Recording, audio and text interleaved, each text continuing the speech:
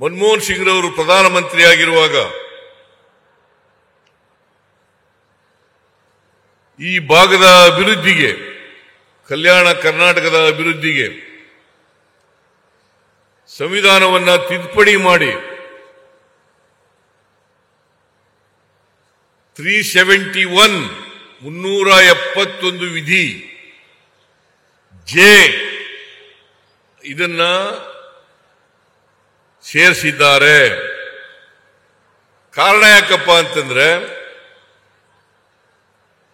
ಈ ಭಾಗ ಅತ್ಯಂತ ಹಿಂದುಳಿದಿದೆ.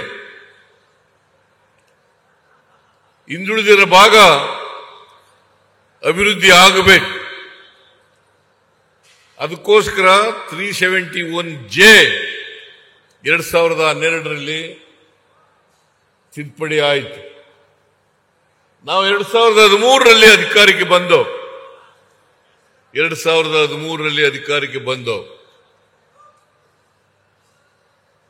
ಆಗ್ತಾನೆ ತಿದ್ದುಪಡಿ ಆಗಿತ್ತು ಮನಮೋಹನ್ ಸಿಂಗ್ ರವರು ಪ್ರಧಾನಮಂತ್ರಿ ಆಗಿರುವಾಗ. ಆ ತಿದ್ದುಪಡಿ ಆಗ್ಬೇಕಾದ್ರೆ ಮಲ್ಲಿಕಾರ್ಜುನ ಖರ್ಗೆ ಅವರು, ದಿವಂಗತ ಧರ್ಮಸಿಂಗ್ ಅವರು ಕಾರಣ ಅಂತಕ್ಕಂಥದನ್ನ ಹೇಳಲಿಕ್ಕೆ ಬಯಸ್ತಾ ಇದ್ದೇನೆ.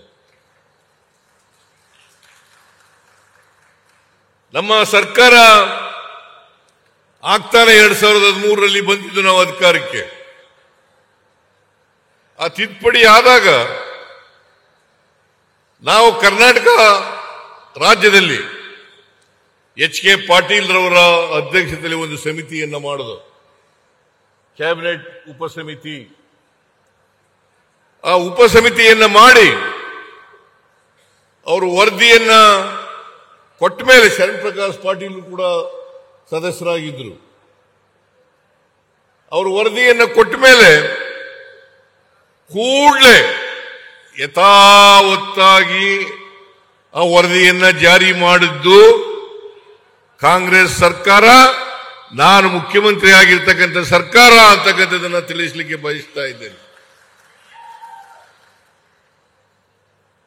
ಈಗ ಮತ್ತೆ ನಾವು 2023 ಮೇ 20ನೇ ತಾರೀಕು ಅಧಿಕಾರಕ್ಕೆ ಬಂದಿದ್ದೀವಿ. ಈ 3 ವರ್ಷಗಳಲ್ಲಿ 13,000 ಕೋಟಿ ರೂಪಾಯಿಗಳನ್ನ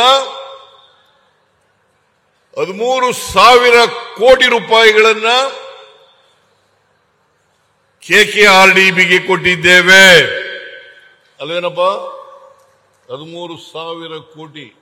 23-24ರಲ್ಲಿ 3,000 ಕೋಟಿ, 24-25ರಲ್ಲಿ 5,000 ಕೋಟಿ, 25-26ರಲ್ಲಿ 5,000 ಕೋಟಿ.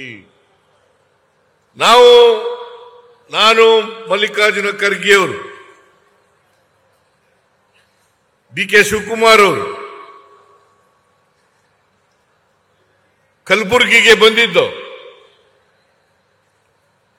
ಕಲಬುರಗಿನಲ್ಲಿ ಮಾತನಾಡ್ತಾ ಹೇಳಿದ್ದೆ, ನಾನು ಗೃಹ ಜ್ಯೋತಿ ಕಾರ್ಯಕ್ರಮ ಉದ್ಘಾಟನೆಗೋಸ್ಕರ ಬಂದಿದ್ದು. ಆ ಕಾರ್ಯಕ್ರಮದಲ್ಲಿ ಹೇಳಿದ್ದೆ ನಾನು, ಹೈದರಾಬಾದ್ ಕರ್ನಾಟಕ ಅಭಿವೃದ್ಧಿಗೆ, ಕಲ್ಯಾಣ ಕರ್ನಾಟಕದ ಅಭಿವೃದ್ಧಿಗೆ 5,000 ರೂಪಾಯಿಗಳನ್ನು ಪ್ರತಿ ವರ್ಷ ಕೊಡುತ್ತೇನೆ ಅಂತ ಹೇಳಿದ್ದೆ.